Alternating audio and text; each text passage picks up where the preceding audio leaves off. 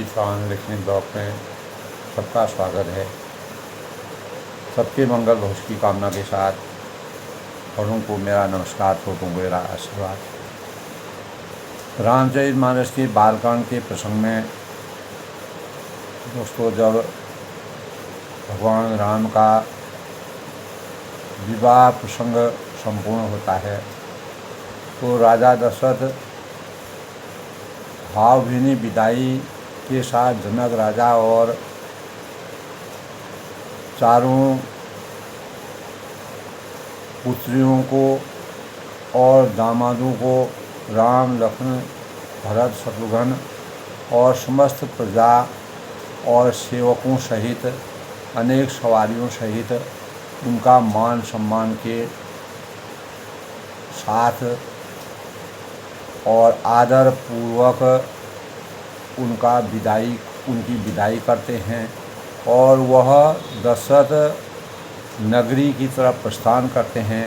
तब राजा आधे रास्ते तक यानी काफ़ी दूर तक उनके साथ जाते हैं, क्योंकि प्रेम प्रसंग का जो तुलसीदास जी ने वर्णन किया है वह बड़ा अभूतपूर्व है। और एक के बाद एक जब सभी ऋषि मुनियों से यानी विश्वामित्र जी से, वशिष्ठ जी से, राजा दशरथ जी के साथ राम, लक्ष्मण, भरत और शत्रुघ्न सभी के साथ क्रमबद्ध जी के बाद सबको आशीर्वाद यानी सबका आशीर्वाद प्राप्त करते हैं और मनोवांछित फलों की प्राप्ति, अर्थ, धर्म, काम, मोक्षी की अभिलाषा के परिणाम स्वरूप राजा दशरथ को के अपार जो उनकी महिमा मंडन करते हुए उनके प्रेम में जिस प्रकार से प्रेम मग्न हो जाते हैं, वही वर्णन एक विरह का वर्णन जब बारात के बाद पुत्री को ससुराल के लिए विदा किया जाता है, तो ऐसे क्षणों को भी तुलसीदास जी ने रामचरितमानस में बालकांड में बड़े ही अद्भुत और मार्मिक वर्णन तुलसीदास जी ने किया है। सभी के साथ मिलने के पश्चात तदंतर तब अंततो गत्वा जब दशरथ राजा उनसे कहते हैं कि अब आप बहुत दूर आ गए हैं और आप अपने राज्य को वापस जाइए, और उन्हें सुंदर विनती करके पिता दशरथ जी की, गुरु विश्वामित्र जी की और कुलगुरु वशिष्ठ जी के यानी सम्मान जानकर और उनके ससुर जनक जी का सम्मान मर्यादा पुरुषोत्तम भगवान रामचंद्र ने किया। फिर जनक जी ने भरत जी से, भरत है, लक्ष्मण है, राम है, शत्रुघ्न है, सबसे विनती की, अनुरोध किया। अंततो गत्वा जब सभी से यानी विनय करके और उनसे आचार संहिता और मान मर्यादा के साथ राजा ने लक्ष्मण जी और शत्रुघ्न जी को अंत में मिलकर उन्हें आशीर्वाद दिया और वे परस्पर प्रेम के वश होकर बार बार आपस में सिर नवाने लगे, नमन करने लगे। इस प्रकार का परिवेश का वर्णन तुलसीदास जी ने बड़े ही अद्भुत और मनोरम ढंग से बालकांड में किया हुआ है। तो दोस्तों, अयोध्या न दशरथ जी ने अपने स्वजन जो समधी यानी जनक जी थे, कौशलपति समधी सजन सन्माने सर्वभांति, मिलन परस्पर विनय अति प्रीत न हृदय समान। तो एक आत्मा और परमात्मा का जिस प्रकार से मिलन होता है, तो अयोध्या न दशरथ जी ने अपने जो जिनसे उनका संबंध जुड़ा था और आत्मा का परमात्मा से मिलन हुआ था, दशरथ जी और राजा दशरथ और जनक जो हैं एक संबंध के प्रतीक के रूप में उनका चरित्र माना जाता है। इस प्रकार का संबंध बड़े भाग से मिलता है। तो सब प्रकार से उनका मान सम्मान, आपस में एक दूसरे के मान सम्मान की बड़ाई का ध्यान रखते हैं, आचार संहिता रखते हैं, मान मर्यादा का ध्यान रखते हैं। तो उनके आपस में मिलने से अत्यंत विनय का वातावरण था और ऐसे प्रीति और प्रेम क्या भावों का संचार था जो हृदय के वेदनाओं में अनेक प्रकार के प्रेम के भावों का संचार करता। तो जनक जी ने मुनि मंडली को सिर नवाया और सभी के आशीर्वाद पाया, सभी का आशीर्वाद प्राप्त किया, क्योंकि अतिथि के रूप में, एक संबंध के रूप में हमेशा राम और सीता की जोड़ी और चारों भाइयों और पुत्रों की जोड़ी सलामत रहे, हमेशा अटल सुहाग रहे, इस कामना के साथ, मनोवांछित कामनाओं की पूर्ति के साथ जनक जी के हृदय में और रानी सुनयना जी के हृदय में इस प्रकार के भावों का संचार हुआ। फिर आदर के साथ वे रूप है, शील है, गुण के निधान सब भाइयों से अपने दामादों से क्रम से मिलते हैं। तो और सुंदर कमल के समान हाथों को जोड़कर ऐसे वचन बोले जो मानो प्रेम से ही जन्मे हो, यानी जन्मजात ऐसे गुणों का संचार हुआ हो। तब वह कहते हैं कि हे राम जी, मैं किस प्रकार आपकी प्रशंसा करूं, आपकी वंदना करूं। आप अपार प्रेम के सागर हैं। आप मुनियों और महादेव जी के मनरूपी मानसरोवर के हंस के समान है, जिस प्रकार हंस पानी और दूध को अलग कर देता है। न्याय के प्रासंगिकता का के प्रतीक के रूप में भगवान राम जी का आशीर्वाद प्राप्त करते हैं। करहीं जोग जोगी जहीं लागी, कोह मोह ममता मधु त्यागी, व्यापक हूँ ब्रह्म अलख अविनाशी, चिदानंद निर्गुण गुण राशि।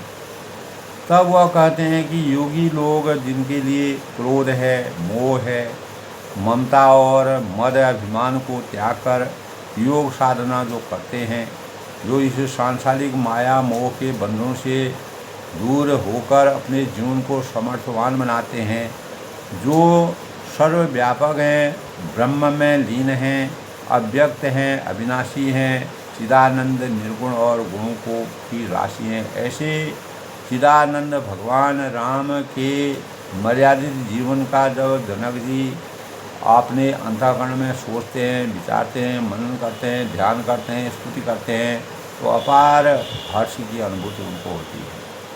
तो मन समेत जही जान न बानी, तरह कि न सकई सकल अनुमानी, महिमा निगम नीत कही कहाई, जो तीनों काल एक रस रहे।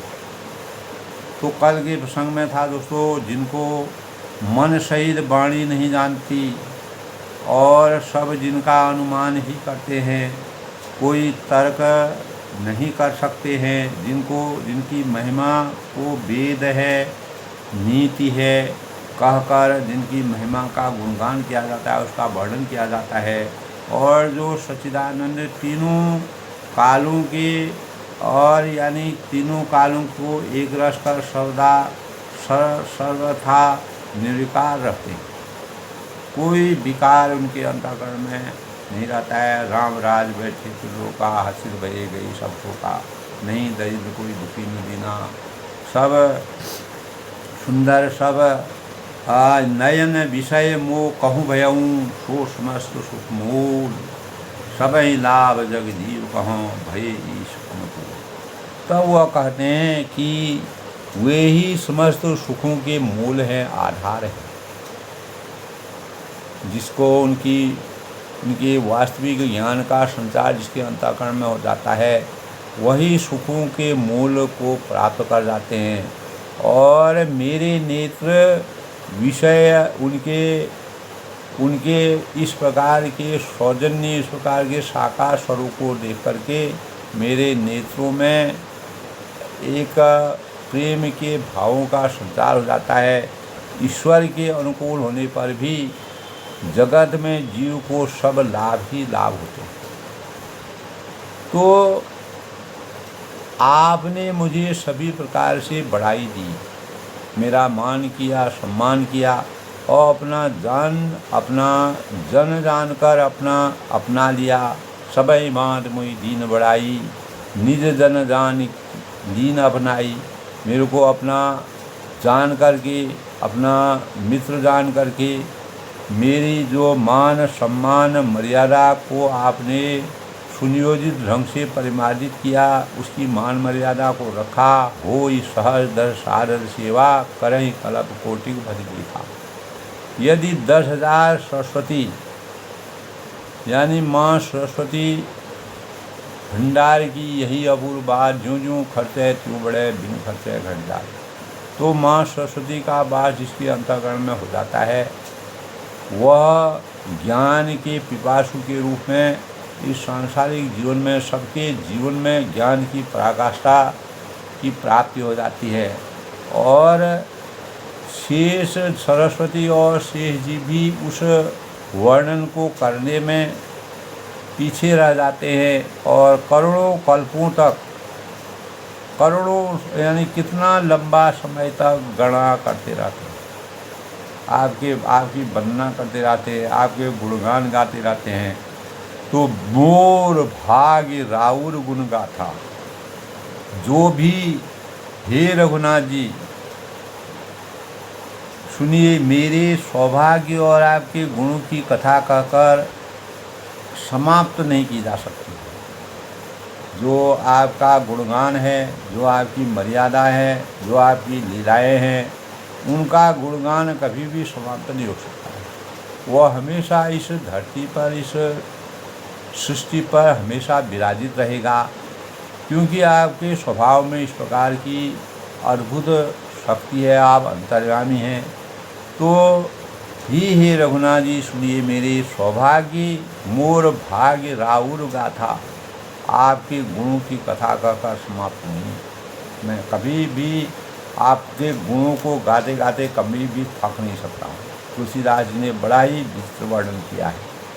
और कहीं न सिराई सुनऊ रघुनाथा, मैं जो कुछ कह रहा हूँ आपसे विनय कर रहा हूँ, और वह अपने इस एक ही बल पर ही आप अत्यंत थोड़े प्रेम से प्रसन्न हो जाते। यानी आप भावों और श्रद्धा भाव के भूखे हैं, बार बार मांगों कर जोरे।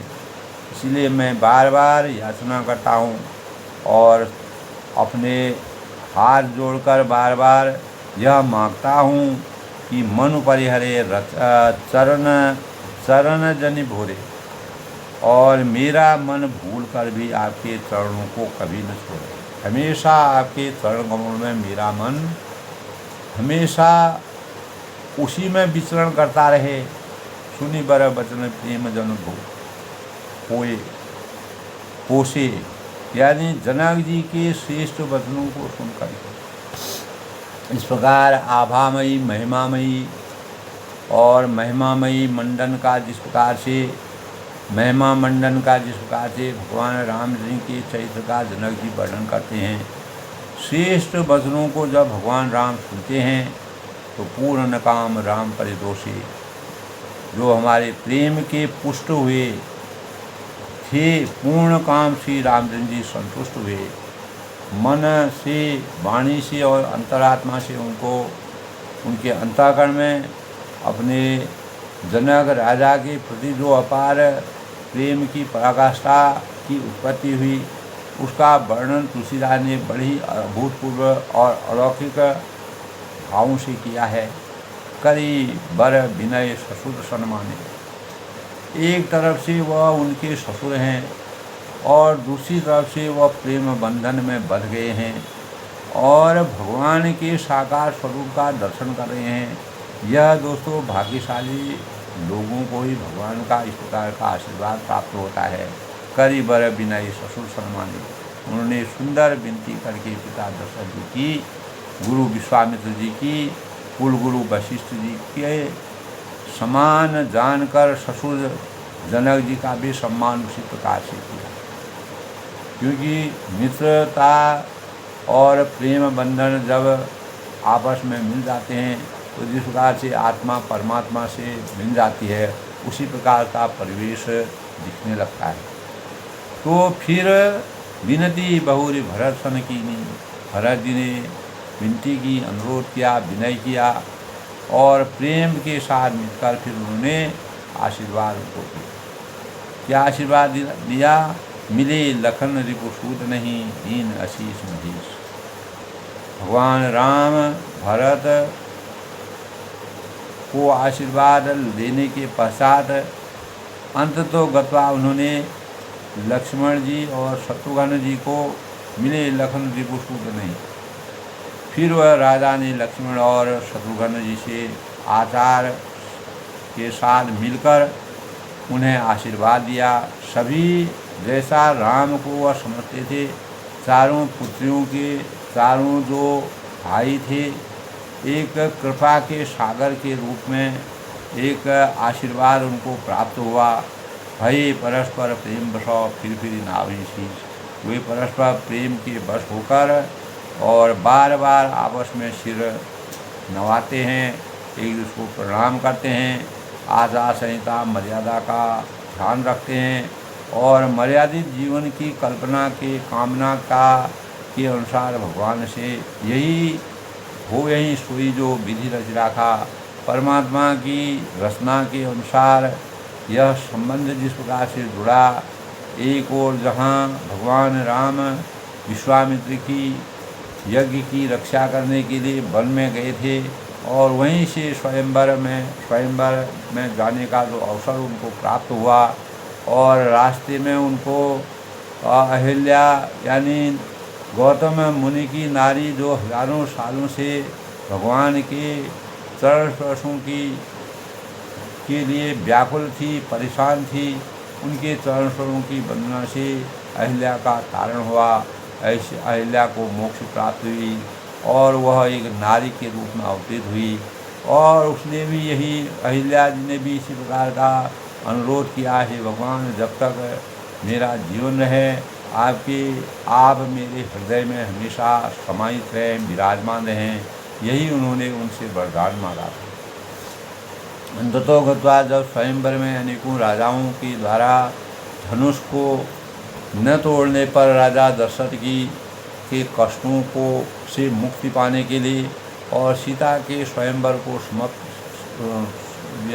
सीता के स्वयंवर को संपूर्ण संकल्पों की जनक जी के द्वारा किए गए संकल्प को परिपूर्ण करने के लिए भगवान राम ने जब सभी राजा धनुष को तोड़ने में असमर्थता व्यक्त करने लगे, ऐसे रावण जैसे और बाणासुर जैसे राजा भी उसके लिए नतमस्तक हो गए और धनुष को तस्य मस्तक के अंतर्गत भगवान राम ने विश्वामित्र मुनि के कहने पर आज्ञा प्रदान करके प्राप्त करके स्वयंवर में सीता जी का स्वयंवर संपन्न किया और धनुष को तोड़ डाला।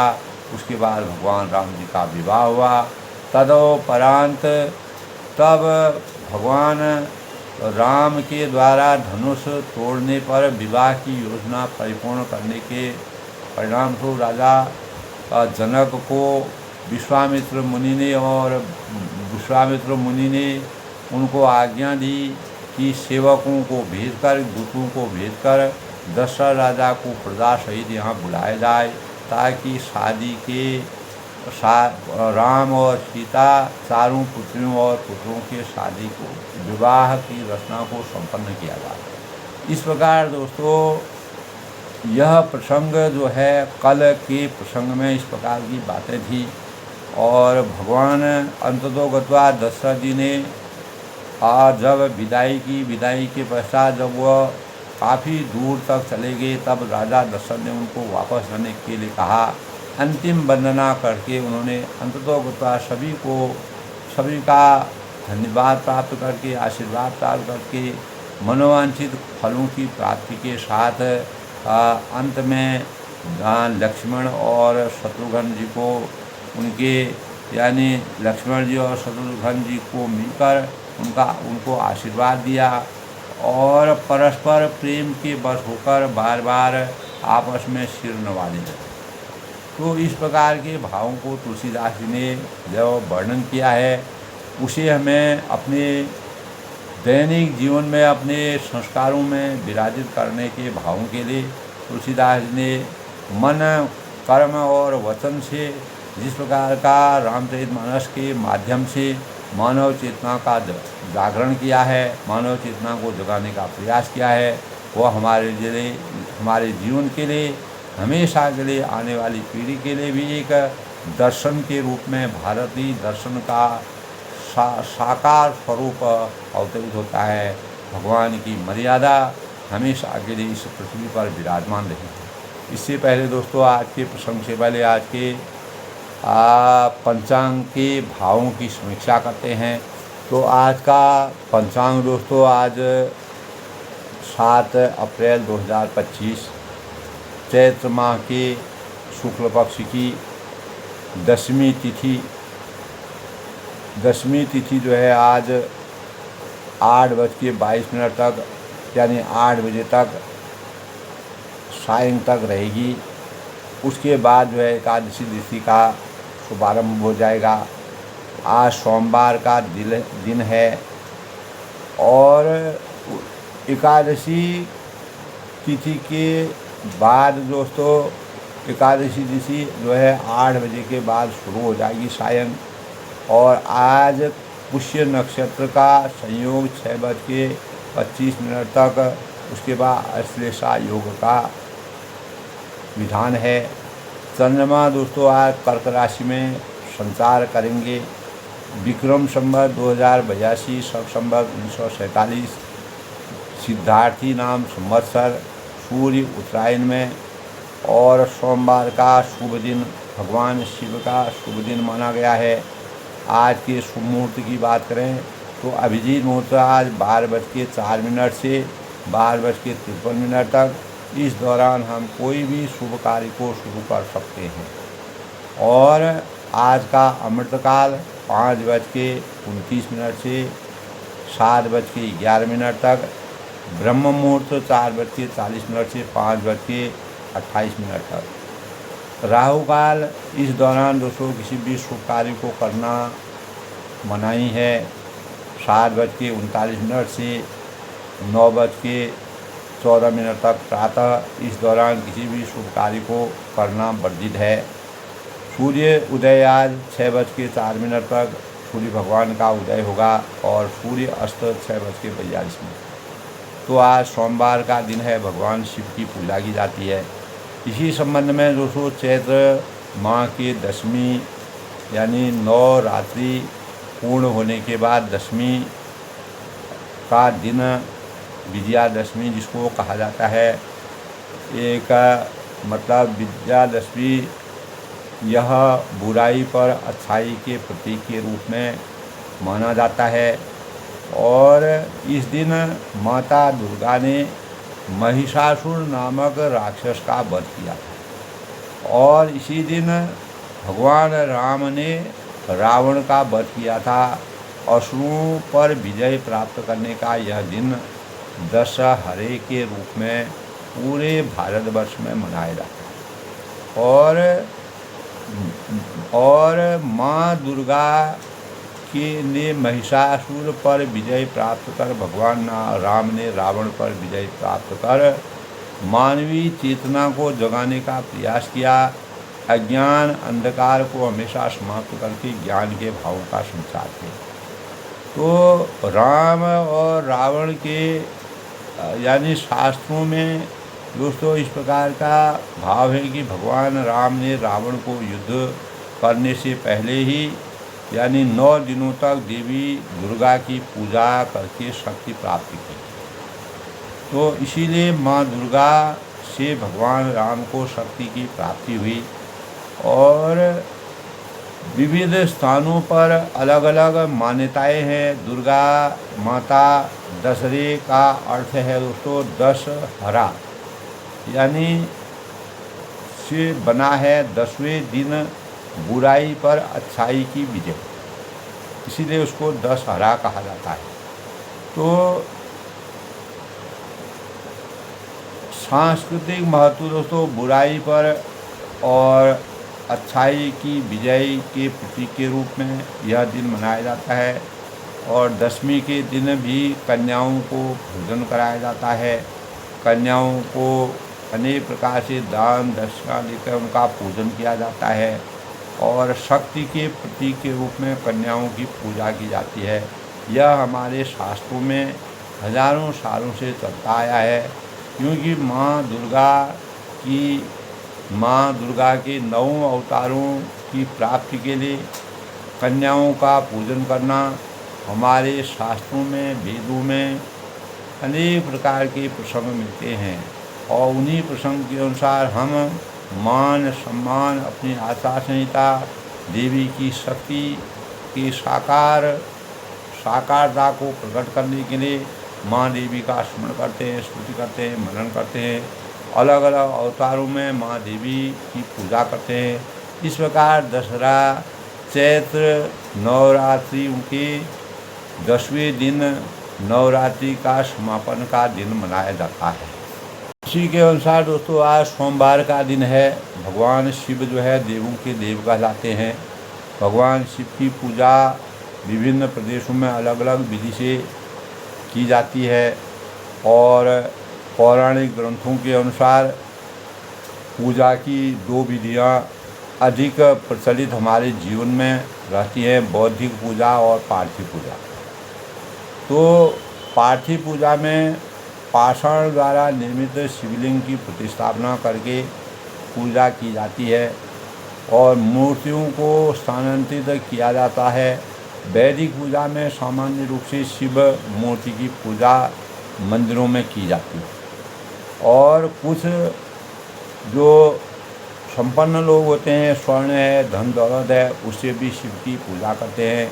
और शिवलिंग की पूजा बेलपत्र और मदार के फूल और शमी के पत्र और शिवलिंग पर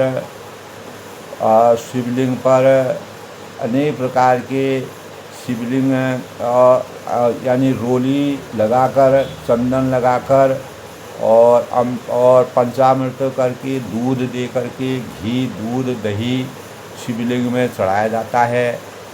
इस प्रकार दोस्तों, इस प्रकार ऐसे शिवलिंगों को यानी शिवलिंग बनवाकर उनकी पूजा जो हम करते हैं उसको शिवलिंगों की जंगम कहा जाता है। तो पारद यानी पारा और दूसरे द्रव्यों से भी शिवलिंग को बनाया जाता है। तो द्रव्यों के अनेक प्रकार से शिवलिंग का निर्माण किया जाता है।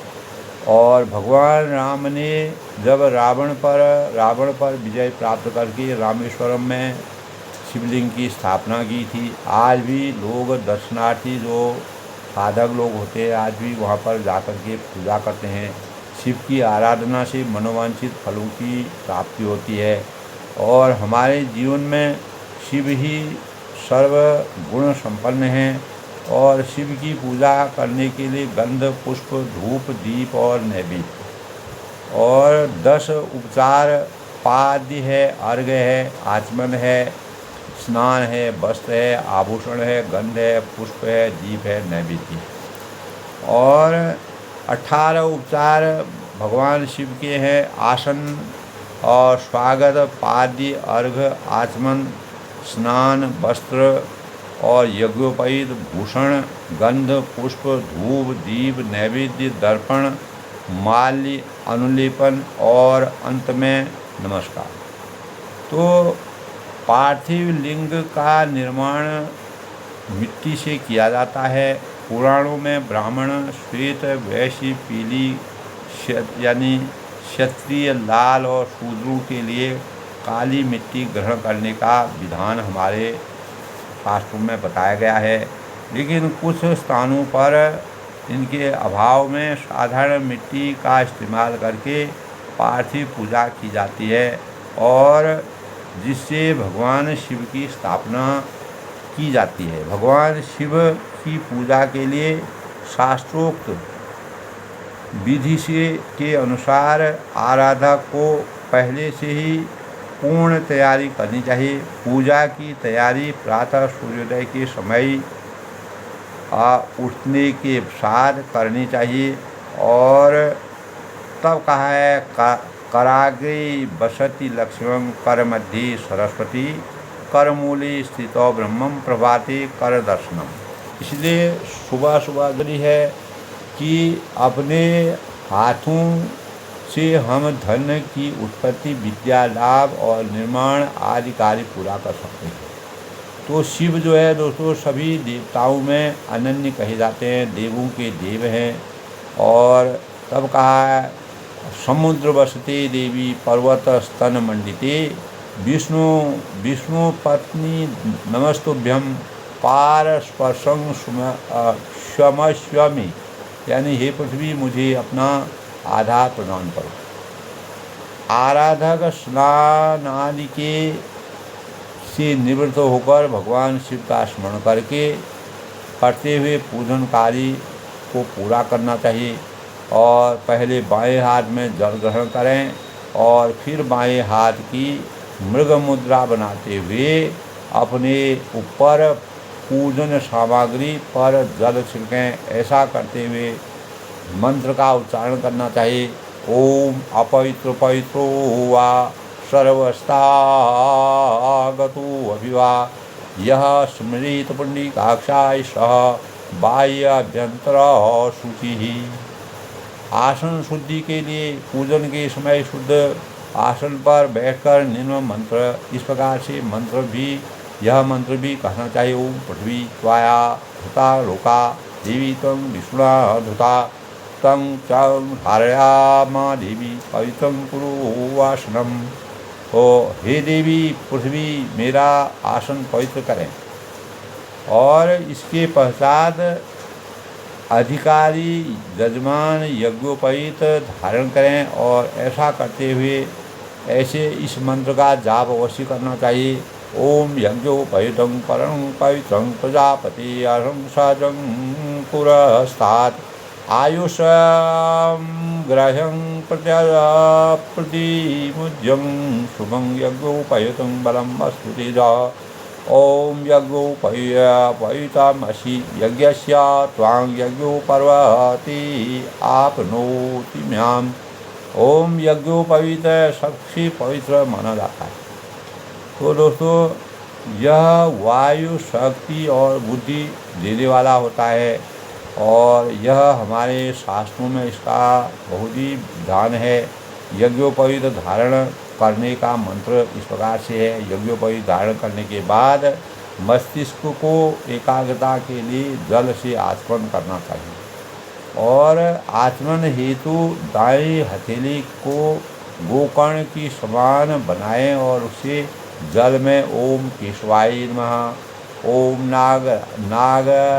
नारायणाय नमः, ओम माधवाय नमः कहकर यह जल प्राप्त करें। ओम ऋषिकेशाय नमः कहकर अंगूठे के मूल से 2 होंठ पोंछने चाहिए। और इसके बाद पुरोहित को तिलक करना चाहिए। तो ओम गंधर्वाणां द्वादशां नित्य पुष्टां करिष्यणिं ईश्वरं सर्वभूतानां तामहोपवमेश्वरम्। पुरोहित को आराधक को तिलक करने पर निम्न मंत्र का जाप भी करना चाहिए। शतमानं भवति सदाहुं पुरुषं सतेन्द्रियं। इस मंत्र का जाप करना चाहिए दोस्तों। और सतेन्द्रिय वायुर्मेन्द्रिय वीर्यात्मान्यति। तो ओम वृत्तिन दीक्षाम आपनोति दीक्षया पीति दक्षिणां सुधा प्रोति यदध्याय शतम आप्यति।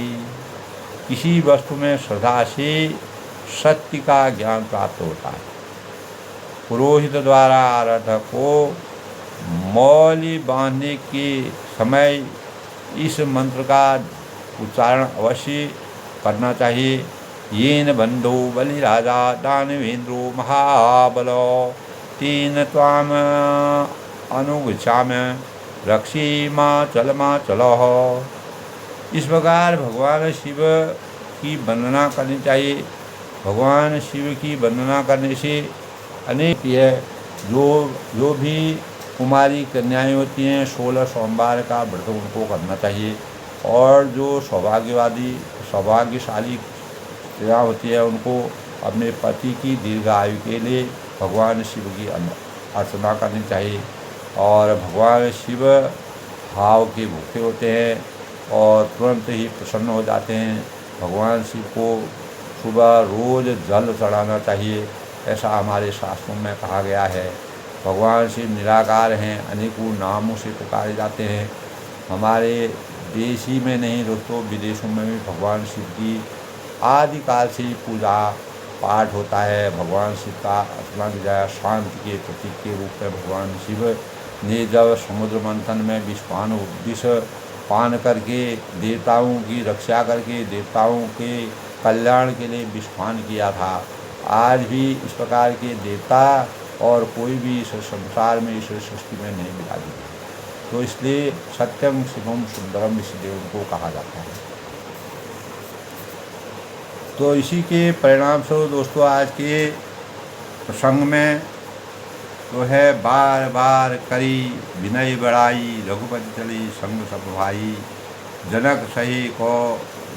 जनक गहे कौशिक पद लाई चरण रेणु सिर नयनन लाई। यानी जनक जी बार बार विनती बढ़ाई और रघुनाथ जी के सब भाइयों के साथ चले और जनक जी ने जाकर विश्वामित्र के चरण पकड़ लिए और उनके चरणों की रस को सिर में और नेत्र में लगाया। इतना भाव थी, इतना श्रद्धा थी। इसी श्रद्धा के परिणाम स्वरूप प्रतापी राजा कहलाते थे। सुन मनीष बर दर्शन तोरे आगमन कथु प्रतीत मन मोरी। जो सुख सुजस लोक पज्जाही कहत मनोरथ सकुशत आहे। उन्होंने कहा कि मुनीश्वर सुनिए, आपके सुंदर दर्शन से कुछ भी दुर्लभ नहीं है इस संसार में। समर्थ को नहीं दोष बताएं। जो समर्थवान होते हैं उनका कोई भी दोष नहीं होता है, वह समान रूप से सबको देखते हैं। मेरे मन में ऐसा विश्वास है। आगमन न कथु प्रतीत मन मोरे जो सुख सुजस लोक पचाई। ऐसा विश्वास है कि जो सुख और सुयस लोकपाल चाहते हैं परंतु असंभव समझकर जिनका मनोरथ करते हुए सब चाहते हैं, तो सो सुख सुजस सुलभ वही स्वामी। तो हे स्वामी, वही सुख और सुयस मुझे सुलभ हो गया। उस सुख की मुझे प्राप्ति हो गई। अर्थ धर्म काम मोक्ष की मुझे प्राप्त होगी। सब सिद्धि तव दर्शन अनुगामी। यानी सारी सिद्धियाँ आपके दर्शनों मात्रों से आपके दर्शनों की अनुगामी बन गई, सहचरणी बन गई और अर्थात पीछे पीछे चलने वाली बन गई। कीन विनय पुण्य पुण्य सिरनाई। इस प्रकार बार बार विनती की और सिर नवाकर तथा उनके आशीर्वाद पाकर राजा जनक लौटे। तो चली बरात निशान बजाई मुदित छोट बड़ सबर हूँ लाई। राम ही निरखी रामगन नारी पायूं शयन फल होई सुहाई। तो डंका बजाकर बारात चली और छोटे बड़े सभी समुदाय मन वचन और वाणी से प्रसन्न हुए। रास्ते में गांव के स्त्री और पुरुष श्री राम जी को देखकर नेत्रों का फल पाकर सुख का अनुभव करने लगे। उनके दर्शन करें, भगवान के साक्षात स्वरूप का दर्शन करें। बीज बीज बर बास करी मगलोगन सुखदेत अवध समीप पुनीत दिनों पहुँची आई जनी। तो अनेक प्रकार की सवारियाँ हैं। सवारियों में भगवान राम समस्त प्रजा के साथ विराजमान हैं। बीच बीच में सुंदर मुकाम करती हुई, यानी मार्ग में लोगों को सुख का अनुभव होता है, सबको दर्शन मिलते हैं और सब वह बारात पवित्र दिन में यानी पवित्र दिन में अयोध्यापुरी के समीप आ पहुँचे। और हने निशान पवन पनव बर बाजे भेर शंख धुनि भाई गए आजे। सांझ बिरव दिंदी सुहाई सहस राग बाजही सहनाई। तब जब नगाड़ों पर सोटे पड़ने लगी और सुंदर ढोल बजने लगे और भेरी और शंख की बड़ी आवाज़ हो रही है, और जो हाथी घोड़े चारों तरफ गरज रहे हैं, विशेष आनंद की अनुभूति हो रही है। और सरस राग बाँधे शहनाई, विशेष शब्द करने वाली साँझें यानी सुहावनी डफलियाँ तथा रसीले राग, तरह तरह के राग और शहनाइयाँ बज रही हैं। अपार सौंदर्य का सृजन हो रहा है। अयोध्या अपार शोभा से विराजित है, और पूर्वजन आवद आकर्ण्य बराता, मुदित सकल पुलकावली गाता। निज निज सुंदर सुदन रवारे, बाट बाट 64 द्वारे।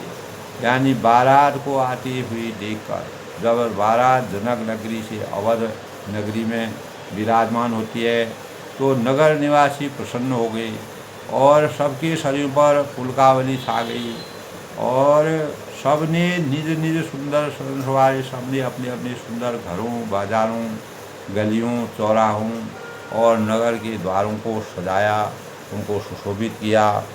गली सकल और गजा सिंचाई, यानी चारों सारी गलियां जो हैं वो अर्गजे से सिंचाई गई, और जहाँ तहाँ चौके चार खुदाई। भगवान राम के बारात के साथ विवाह के अवसर पर लौटने पर अयोध्या पूरी जगमगा उठती है।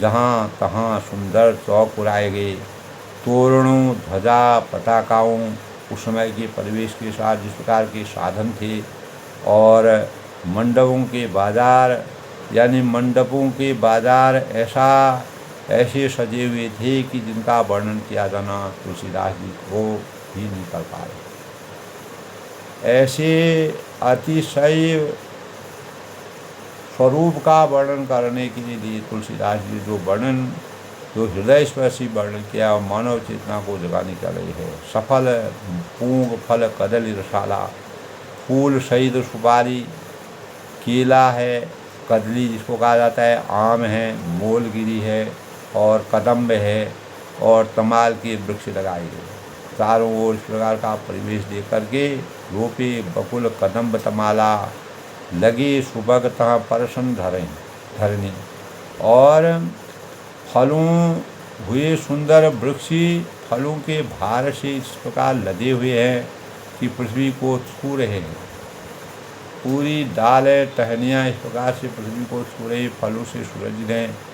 उनके मणियों के थाले बड़ी सुंदर कारीगरी से बनाए गए हैं। अद्भुत छवि का वर्णन तुलसीदास ने किया है। विविध भांति मंगल कलश ग्रह रचि सवारी, सूर्य ब्रह्मादि सिंहादि सबौ, रघुबर पुरी निहार। तो अनेकों प्रकार के मंगल कलश घर घर पर सजाए गए हैं। संपूर्ण अवध नगरी इस प्रकार से सुशोभित है। पूरा कोई भी घर ऐसा नहीं है जो भगवान राम के आगमन के अवसर पर विराजमान नहीं है। श्री रघुनाथ जी की पुरी, सूर्य ब्रह्मादि सिंहादि सब, रघुवर पुरी निहार। अयोध्या को देखकर निहार कर ब्रह्मा आदि सब देवता सिंहाते हैं, अपना अफसोस प्राप्त करते हैं, भगवान राम के प्रति आभार प्रकट करते हैं, भगवान राम की आस्था में विराजित हो जाते हैं। इस प्रकार की सुंदर सुयश आभामय वर्णन का तुलसीदास ने वर्णन किया है। तो जैसे कि चारों ओर डंका, बारात के आगमन के परिणाम स्वरूप छोटे बड़े समुदाय सभी में आनंद की अनुभूति है, और गाँव में स्त्री है, पुरुष है, और श्री राम जी को देखकर नेत्रों से अपार अनुभूति, नेत्रों को सुख की अनुभूति हो रही है, और बीचों बीच सुंदर मुकाम करती हुई तथा मार्ग में लोगों को सुख का अनुभव हो रहा है। भगवान राम के साकार दर्शन करने में सब समर्थवान है।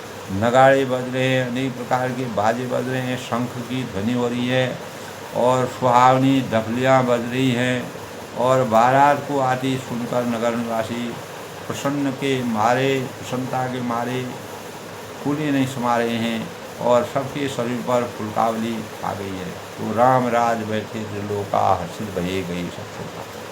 तो रघुकुल रीत सदा चली आई प्राण जाय पर्वत न जाए। ताको प्रभु को अगम नहीं जा पर तुम अनुकूल, तो बड़ताव बड़वार नहीं जा सके फलते। तो भगवान रामचंद्र जी जनक नगरी से जब अवध में पहुँचते हैं तो उनके स्वागत के लिए पूरा समुदाय इस प्रकार से विराजित है। पूरा अवध इस प्रकार से सुशोभित है। मनोवांछित फलों की प्राप्ति सबको हो रही, सब लोग आनंद की अनुभूति कर रहे हैं। इस प्रकार तुलसीदास ने दोस्तों भगवान राम के अवध जनक नगरी से अवध पर प्रवेश होने पर जो वर्णन किया है वह हमारे जीवन के लिए एक प्रेरणा का विषय है कि भगवान के स्वरूप को विराजित करने के लिए, भगवान की आस्था को प्रकट करने के लिए श्रद्धा भावों से भगवान को मनन करने से, स्मरण करने से उनके सब सकल पदार्थ है जगमाही। इस संसार में चारों पदार्थ विद्यमान है जब भगवान का आशीर्वाद प्राप्त होता है। केवल जो कर्महीन जो होते हैं वो उनको प्राप्त नहीं कर सकते। तो भगवान का जिस पर आशीर्वाद प्राप्त होता है वो चार पदार्थ है जगमाही, चारों पदार्थ इस संसार में है। और इसी प्रकार धर्म अर्थ काम मोक्ष की प्राप्ति होती है। हम अपने चेतनाओं को जगाते हैं और कोई भी मंगल कार्य में भगवान का जो आशीर्वाद होता है वह अपने आप ही विराजमान हो जाता है। ऐसा दोस्तों हम अपने दैनिक जीवन जो भी हमारे जीवन में भी इस प्रकार के कोई प्रसंग होते हैं तो उसमें भगवान का आशीर्वाद अपने आप ही अवतरित हो जाता है। तो श्रद्धा भाव हमारे अगर अंतःकरण में है तो सब चीज़ समर्थवान हो जाता है, सब सर्वशक्तिवान होता है। तभी कहा है अवध वहाँ जहाँ राम निवासु, दिवस वहाँ जहाँ भानु कासु। भगवान राम का जहाँ निवास है वहाँ अयोध्या अपने आप ही अवध का वातावरण हो जाता है। और जहाँ सूर्य का प्रकाश होता है वहाँ चारों ओर जगमगाहट होती है, अज्ञान दूर होता है, ज्ञान का संचार होता है। ज्ञान से हमारे जीवन में सभी चीज़ों की प्राप्ति होती है, मनोवांछित फलों की प्राप्ति होती है। हमारे लिए कोई भी कार्य कठिन नहीं होता है, हर कार्य हमको सहज और सानुकूल लगता है। तो दोस्तों आज के प्रसंग में सबके मंगल हो की कामना के साथ भगवान राम के समस्त बारात सहित माता पिता और सभी बहुओं के साथ और सभी भाइयों के साथ भगवान राम पूरी प्रजा के साथ जब दशरथ नगरी में विराजते हैं तो उसका वर्णन तुलसीदास ने बड़े ही अद्भुत और बड़े ही मनोरम ढंग से किया है। कल आगे के प्रसंग की बात करेंगे। तब तक के लिए सबका अभिनंदन है, सबका स्वागत है। सब लोग इस बात का स्मरण करें, मनन करें, राममय जीवन बनाने के लिए, अपने जीवन को साकार स्वरूप प्रदान करने के लिए भगवान की आस्था निष्ठा, भगवान के प्रति समर्पण के भावों से राममय जीवन की कामना करते हुए जय श्री राम के साथ अपनी वाणी को विराम दें।